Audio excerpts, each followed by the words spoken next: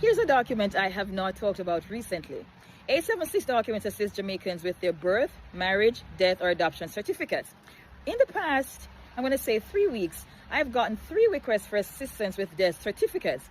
But these are very unusual cases. With checking the registrar, we find out that the death was not registered.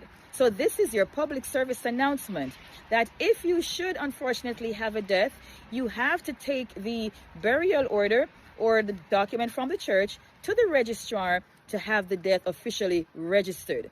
Whenever you're doing any business post-death, you are going to need, and I sound very morbid and I apologize, you are going to need the death certificate, not the burial order. So this is your word to the wise to ensure that after you have taken care of all the funeral arrangements, that you notify the registrar to have the death registered.